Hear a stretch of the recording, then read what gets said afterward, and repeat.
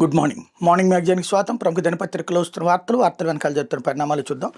ఈనాడు చూస్తే రాయలసీమకు ఎన్ఫీల్డ్ అంటూ 2,508 కోట్లతో తిరుపతిలో పరిశ్రమ, 1,00,000 కోట్లతో విశాఖలో Reliance data centre, CM Chandrababu అధ్యక్షతన 17వ ఎన్ఐపిబి సమావేశం, 2,964 కోట్లతో వివిధ పెట్టుబడుల ప్రతిపాదనలకు ఆమోదం, వాటి ద్వారా 38,722 మందికి ఉపాధి అన్నటువంటి వార్తని హైలైట్ చేశారు. బుల్లెట్ బండి ఇక రాష్ట్రం నుంచే డగ్డగ్మంటూ వచ్చేస్తుంది.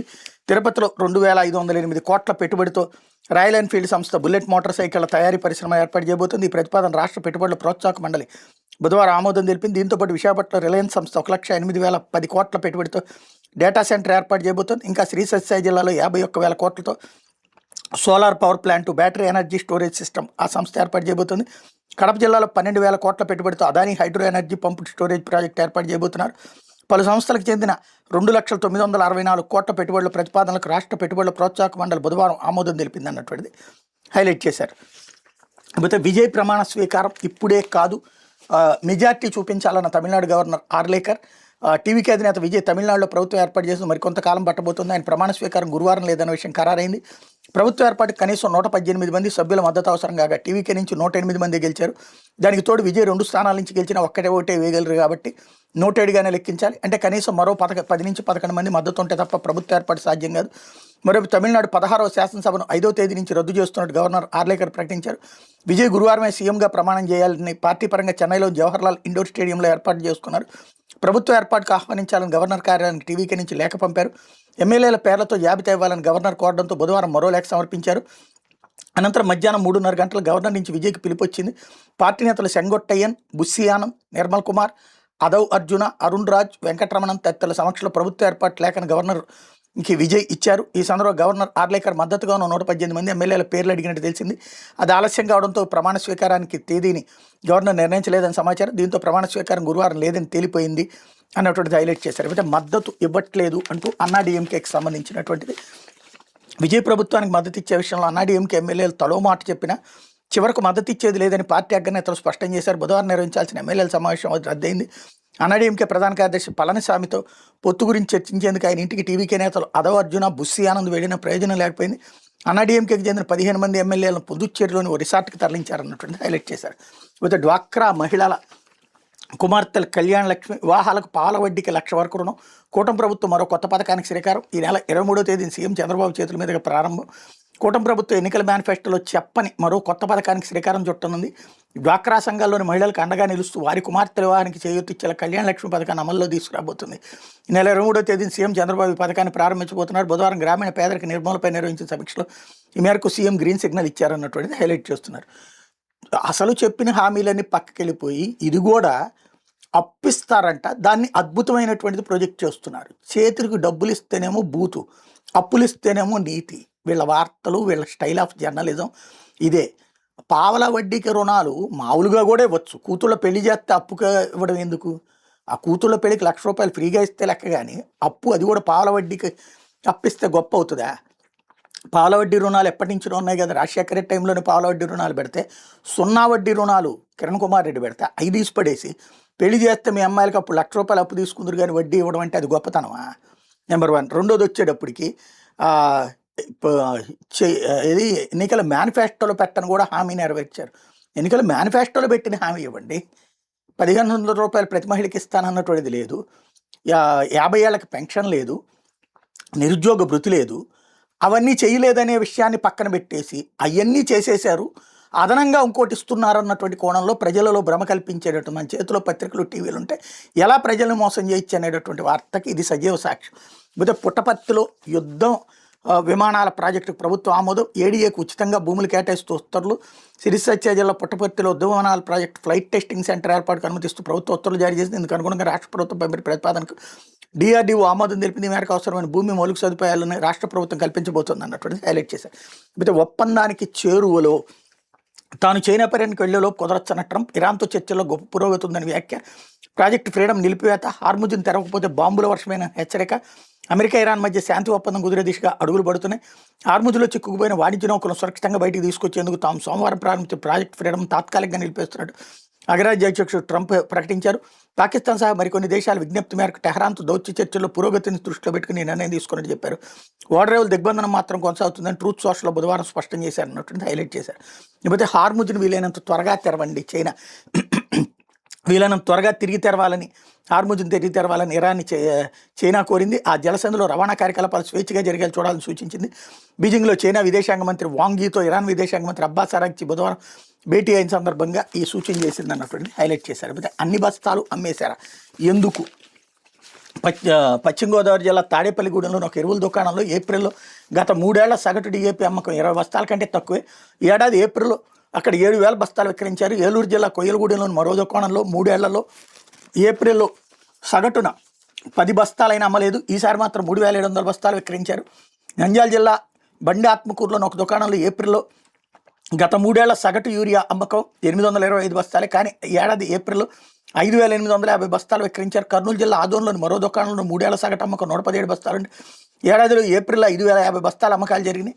ఇట్లా జరుగుతున్నటువంటి నేపథ్యంలో పలువురు దుకాణదారులకు షోకాజ్ నోటీసులు ఇచ్చారు అన్నటువంటిది హైలైట్ చేశారు. అయితే విశాఖకు Sritech data centre, cable centre 1,800 కోట్లతో ఏర్పాటు. సింగపూర్ నుంచి సబ్సిడీ ద్వారా కేబుల్ ప్రాజెక్ట్ అమలుకు ఆరెంజ్ గ్రూప్తో ఒప్పందం. విశాఖపట్నంలో డేటా సెంటర్ ఎకోసిస్టమ్ అభివృద్ధిలో భాగంగా మరో కీలక ప్రాజెక్టుకు ఏర్పాటు కాబోతుంది. శ్రీటెక్ డేటా లిమిటెడ్ 1,800 కోట్ల పెట్టుబడితో డేటా కేబుల్ ల్యాండింగ్ సెంటర్ని ఏర్పాటు చేయనుంది. సింగపూర్ నుంచి సబ్సిడీ ద్వారా కేబుల్ వేయనుంది. దీనికోసం ప్రపంచ టెలికాం దిగ్గజ సంస్థ ఆరెంజ్ గ్రూప్తో శ్రీటెక్ ఒప్పందం చేసుకుందన్నటువంటిది హైలైట్ చేశారు. అయితే జినోమ్ వ్యాలీ అవయవ మార్పిడిలో కొత్త గాలి జెనో ట్రాన్స్ప్లాంటేషన్ పరిశోధనలపై స్వదేశీ కేంద్రం ఏర్పాటు. జంతు అవయవాల్ని జీన్ ఎడిటింగ్ అనంతరం మానవులకు అమర్చే పరిజ్ఞానం ఇది. గుండె ఊపిరితిత్తులకు సంబంధించి 2 విప్లవాత్మక సాంకేతికతలు అందించడమే లక్ష్యం అన్నటువంటిది హైలైట్ చేశారు. అయితే వర్షాలు తక్కువే, ఖరీఫ్కి నీరు ఎలా? కసరత్తు చేస్తున్న జలవనరుల శాఖ ఎలినో నేపథ్యంలో 18% మేర వర్షాలు తగ్గే అవకాశం. ఎలినో కారణంగా వచ్చే ఋతుపవనాల కాలంలో 18% తక్కువగా వర్షాలు పడతాయని అంచనాలు వెలువడిన నేపథ్యంలో ఖరీఫ్లో కాలువలకు నీళ్లు ఎలా ఇవ్వాలన్న దానిపై జలవనరుల శాఖ కసరత్తు చేస్తుంది. మేము 3 వారానికి కాలువలకు నీళ్లు విడుదల చేయాలి ప్రభుత్వం నిర్ణయించడంతో అందుకు అనుగుణంగా ప్రణాళికలు తయారు చేసుకుంటుంది అన్నటువంటి వార్తని హైలైట్ చేశారు. లేకపోతే సాక్షి వచ్చేటప్పటికి తమిళనాట సస్పెన్స్ థ్రిల్లర్, గంటకు మారిన రాజకీయ సమీకరణాలు, విజయ్కి సీఎం కుర్చీ దక్కకుండా ద్రవిడ పార్టీలను హేతుగడ, బద్ద వ్యతిరేక డిఎంకే అన్నా డిఎంకేల మధ్య పొత్తు, అంతా ఒట్టి మాట అంటూ కొట్టేసిన ప్రధాన పార్టీలు, మ్యాజిక్ ఫిగర్తో వస్తేనే ప్రభుత్వ ఏర్పాటుకు ఒప్పుకుంటానని విజయ్ని తిరిగి పంపేసిన గవర్నర్, ఎత్తుకు పై ఎత్తులతో రసకందాయకంలో తమిళనాడు కొత్త ప్రభుత్వ ఏర్పాటు ప్రక్రియ అంటూ 100కు పైగా స్థానాలు గెలిచిన టీవీకే చీఫ్ విజయ్ మరో 10 మంది ఎమ్మెల్యేల మద్దతుతో ఖచ్చితంగా సీఎం కుర్చీపై కూర్చుంటారని అంతా భావిస్తున్న వేళ తమిళనాడు పెను సంచలనాల వర్షానికి తెరలేపజేసింది. గంటకు ఊహించిన మలుపులతో అధికార పీఠం చివరికి ఎవరో పరమవుతుందో ఎవరూ చెప్పలేని అనూహ్య పరిస్థితి ఏర్పడింది. కల్లో కూడా ఊహించినట్టుగా బద్ద వ్యతిరేక డిఎంకే అన్నా డిఎంకేలు ఏకమైపోయి సీఎం కుర్చీని తణుకుపోతున్న వార్త ఇప్పుడు యావత్ తమిళనాడు సంచలనం సృష్టిస్తోంది. బయట ఎమ్మెల్యేల మద్దతు ఎలాగోలా ప్రభుత్వాన్ని ఏర్పాటు చేయొచ్చని గవర్నర్ కలిసిన విజయ్కు ఊహించిన పరిణామాలు ఒకదాని వెంట మరొకటి వచ్చిపడి ఊపిరాడనివ్వట్లేదు. అధికారమే పరమావధిగా మీ 2 పార్టీలు పొత్తుకు పెట్టుకోబోతున్నాయి అన్న ప్రశ్నకు డిఎంకే అన్న డిఎంకే లేదు అనే సమాధానం ఇస్తున్నాయి. కానీ రహస్యంగా 2 పార్టీల మధ్య విస్తృత స్థాయిలో మంత్రాలు జరుగుతున్నాయని తమిళనాడు మీడియాలో వార్తలు షికారులు చేస్తున్నాయి. డిఎంకే అన్నా డిఎంకే ఉమ్మడిగా వచ్చి ప్రభుత్వం ఏర్పాటు చేస్తా ఉంటే గవర్నర్ ఆర్లేకర్ సరేనంటారా, లేదంటే అతిపెద్ద పార్టీగా అవతరించి టీవీకే పార్టీకి తొలి ప్రాధాన్యత ఇస్తానంటారన్న విషయంలో ఎలాంటి స్పష్టత లేదు. ఇట్లాంటి సందిగ్ధావస్థలు ఎలాంటి నిర్ణయాలు తీసుకొచ్చారనే విషయం స్పష్టత కోసం న్యాయ నిపుణులతో గవర్నర్ సమావేశం అయ్యారన్నటువంటి వార్తని హైలైట్ చేశారు. ఇకపోతే అనగనగా మరో బరి తెగింపు, 1,100 కోట్ల భూమి 20 కోట్లకే పర్యాటకాభివృద్ధి ముసుగులో చంద్రబాబు సర్కార్ భూదోపిడి, పర్యాటక పీపీపీ ప్రాజెక్టుల పేరుతో రియల్ ఎస్టేట్ సంస్థలతో ఒప్పందం, వేలం లీజు ప్రాతిపదికన కాకుండా ఫ్రీ హోల్డ్తో విక్రయం, రియల్ ఎస్టేట్ రంగంలో ఉన్న సదరు మంత్రికి లబ్ధి చేకూర్చున్న ప్రభుత్వం, పైగా ఎస్జిఎస్టీ రియంబర్స్మెంట్తో పాటు పెట్టుబడికి మించి ప్రోత్సాహకాలు, ఫలితంగా మీకెంత మాకెంత పర్వంతో సరికొత్త దోపిడీ, తిరుపతి 1 ప్రాజెక్టు పేరుతో భారీగా భూపందారు, ఎకరం 50 కోట్లకు పైగా ఉంటే కేవలం 90 లక్షలకే తెగనమ్మకం, కూటమి అధికారంలోకి వచ్చినప్పటి నుంచి తిరుపతి పై కన్నేసిన ఓ మంత్రి అన్నటువంటిది హైలైట్ చేశారు. ఇకపోతే ఇంగ్లీష్ పరిజ్ఞానం తప్పనిసరి, ప్రభుత్వ స్కూళ్లలో ఇంగ్లీష్ మీడియంలో బోధనపై హైకోర్టు వ్యాఖ్య, ఇది ఎవరూ కాదనలేని సత్యం, ఇంగ్లీష్ పరిచయం లేకపోతే పిల్లలు ఇతర రంగాల్లో రాణించలేరు, తెలుగుతో పాటు ఇంగ్లీష్ కూడా నేర్చుకోవాలి, అప్పుడే పిల్లలు ఇతర రంగాల్లో రాణించగలుగుతారు, ఆ రంగాల్లో వారికి మెరుగైనటువంటి అవకాశాలు లభిస్తాయి అన్నటువంటి వార్తని ప్రధానంగా హైలైట్ చేశారు. అందులో హైకోర్టు ఇచ్చినటువంటి వ్యాఖ్యలువి. ప్రభుత్వ పాఠశాలలో ఇంగ్లీష్ మీడియంలో బోధనపై హైకోర్టు కీలక వ్యాఖ్యలు చేస్తే పిల్లలకి ఇంగ్లీష్ పరిజ్ఞానం తప్పనిసరి, లేకపోతే పిల్లలు ఆయా రంగాల్లో రాణించే అవకాశాలు తక్కువగా ఉంటాయని తెలిపింది. ఆంగ్లం అనేది అందరినీ ఏకం చేసే ఒక అంశమని కోర్టు అభిప్రాయపడింది. పిల్లలకు తెలుగుతో పాటు ఆంగ్ల మాధ్యమంలో కూడా చదువుకునే అవకాశం కల్పించడం ద్వారా వారు ఇతర రంగాలకు విస్తరించడానికి మెరుగైన అవకాశాలు లభిస్తాయని చెప్పింది. ప్రభుత్వ పాఠశాలలో ఇంగ్లీష్ మాధ్యమంలో బోధన ద్వారా పిల్లలను ప్రధాన స్రవంతిలోకి తీసుకురావడానికి ప్రభుత్వం ప్రయత్నిస్తోందని, అది మంచి పరిణామమేనని, ప్రస్తుత కాలంలో ఆంగ్ల పరిజ్ఞానం లేకుంటే విద్యార్థులకు తగిన అవకాశాలు దొరక్కపోవచ్చని తెలిపింది. ఇది ఎవరూ కాదనలేని వాస్తవమని స్పష్టం చేసింది. అన్ని ప్రభుత్వ పాఠశాలల్లో బోధన భాషగా ఇంగ్లీష్ ఉంటుందంటూ గత నెల 16న విద్యాశాఖ ప్రొసీడింగ్స్ జారీ చేసింది. దీన్ని సవాల్ చేస్తూ ప్రొఫెసర్ గుంటుపల్లి శ్రీనివాస్ హైకోర్టులో ప్రజా ప్రయోజన వ్యాజ్యం పిల్ దాఖలు చేశారు. వ్యాజ్యంపై బుధవారం ప్రధాన న్యాయమూర్తి జస్టిస్ లీసా గిల్, న్యాయమూర్తి జస్టిస్ నైనాల్ జయసూర్య ధర్మాసనం విచారణ జరిపింది. పిటిషనర్ తరపు న్యాయవాది గడిపూడి వెంకటేశ్వర వాదనలు వినిపిస్తూ ప్రభుత్వ పాఠశాల ఇంగ్లీష్ని బోధన భాషగా చేస్తూ గత ప్రభుత్వం తీసుకొచ్చిన విధానాన్ని ఇదే హైకోర్టు కొట్టేసిందన్నారు. అయినప్పటికీ ఈ ప్రభుత్వం కూడా ఇంగ్లీష్కు బోధన భాషగా చేస్తూ గత నెల 16న ప్రొసీడింగ్ జారీ చేసిందని వివరించారు. విద్యాశాఖ తరపున ప్రభుత్వ న్యాయవాది గుర్రం రామచంద్ర వాదనలు వినిపిస్తూ బోధన భాషగా ఇంగ్లీష్ను పొరపాటు పేర్కొన్నామని, అందువల్ల ఆ ప్రొసీడింగ్స్ని సవరించామని కోర్టుకు నివేదించారు. ప్రభుత్వ పాఠశాల ద్విభాషా విధానం తెలుగు ఇంగ్లీష్ అమల్లో ఉంటుందని తెలిపారు. ఇరుపక్షాల వాదనలైన ధర్మాసనం ఈ వ్యాజ్యం నిరర్ధకమని, ఇందులో విచారించేందుకు ఏమీ లేదని స్పష్టం చేసింది. లేకపోతే మళ్ళీ ట్రంప్ బాంబు బెదిరింపులు అన్నటువంటిది హైలైట్ చేశారు.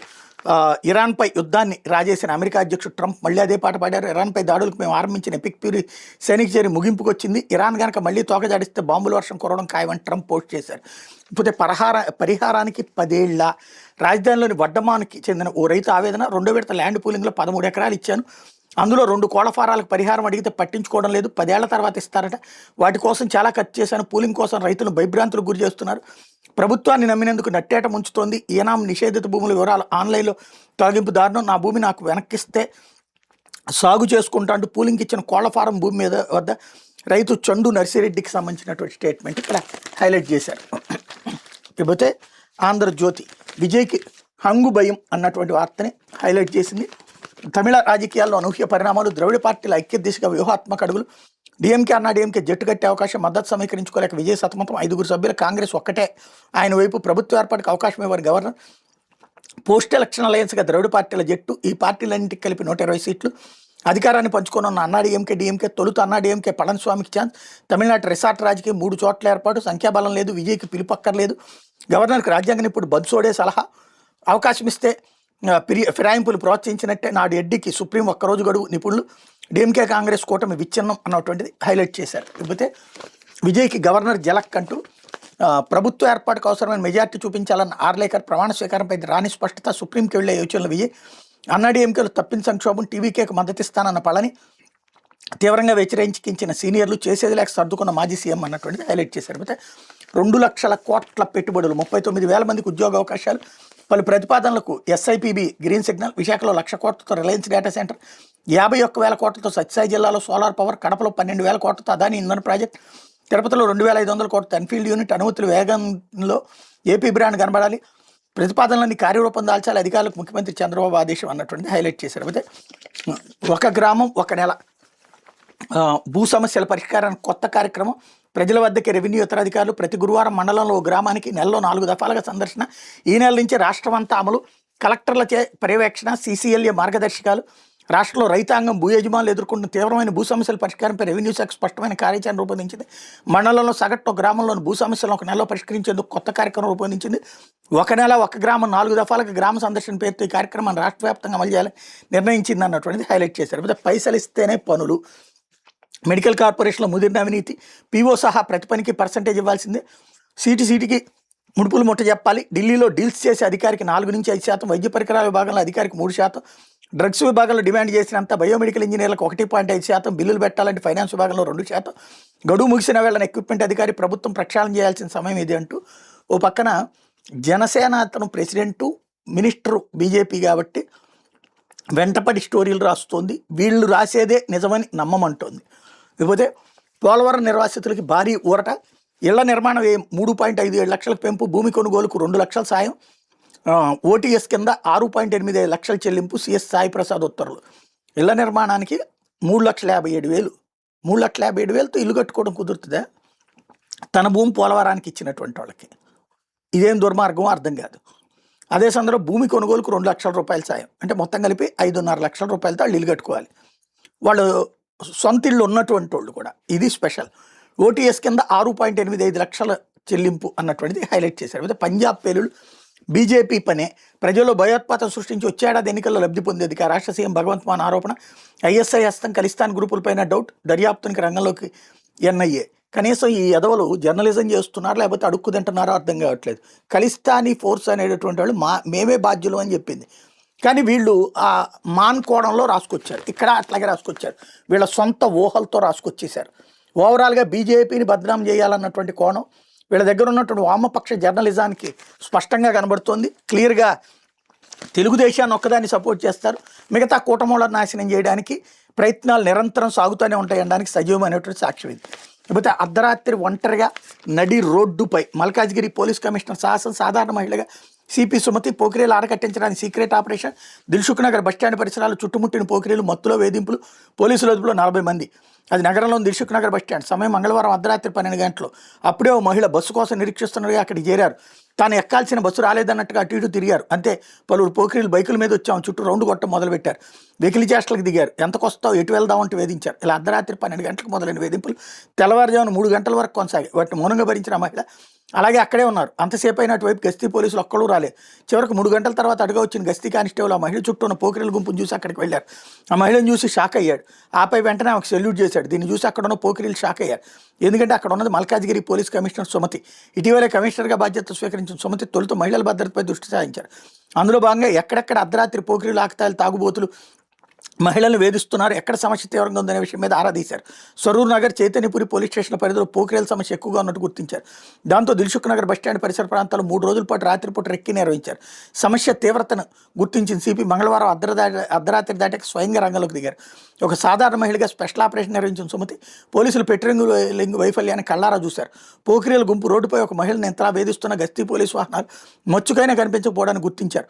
3 గంటల పాటు నిర్వహించిన సీక్రెట్ ఆపరేషన్లో మొత్తం 40 మంది పోకిరీలను అదుపులో తీసుకున్నారు. వాళ్ళని విచారించగా ఎక్కువ మంది వివిధ ప్రాంతాల నుంచి ఉన్నత చదువులు, ఉద్యోగం కోసం నగరానికి వచ్చిన వాళ్ళుగా తేలింది. హాస్టల్లో ఉంటూ మద్యం, గంజాయికి అలవాటు పడి మత్తులో రోడ్డుపై తిరుగుతూ అర్ధరాత్రి మహిళలను వేధింపులు గురి చేస్తున్నట్టు నిర్ధారించారు. వారి తల్లిదండ్రులకు సమాచారం ఇచ్చిన సిపి ఇకపై అర్ధరాత్రి రోడ్డుపై అకారణంగా తిరిగిన మద్యం, గంజాయి మత్తును మానుకోపోయినా తోకలు కట్ చేస్తానని వార్నింగ్ ఇచ్చినట్టు తెలిసింది.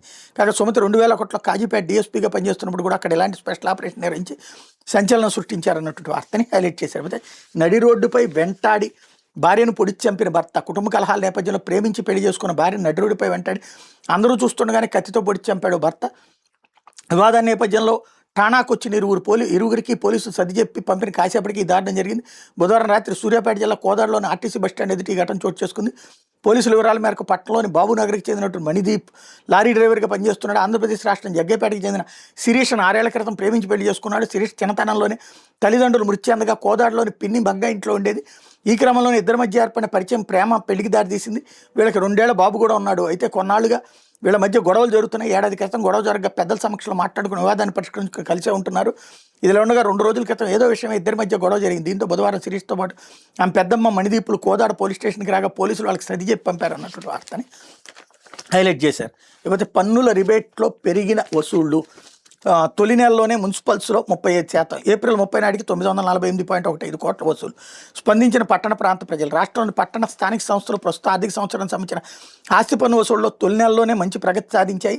ఏప్రిల్ 30 నాటికి 2683 కోట్లకు గాను 948 కోట్లు వసూలు చేసి 35% లక్ష్యాన్ని పూర్తి చేశాయి. బకాయిలు, జరిమానాలు కలిపి మొత్తం వసూళ్లకు 1000 కోట్లకు చేరినాయి. ఏప్రిల్ 30లోపు ఆస్తి పన్ను చెల్లించిన వాళ్ళకి 5% రిబేట్ ప్రకటించడం పట్టణ ప్రజలు స్పందించారన్నటువంటి వార్తని హైలైట్ చేశారు. ఇది దినపత్రికలో వచ్చిన వార్తలు వెనకాల జరుగుతున్న పరిణామాలు.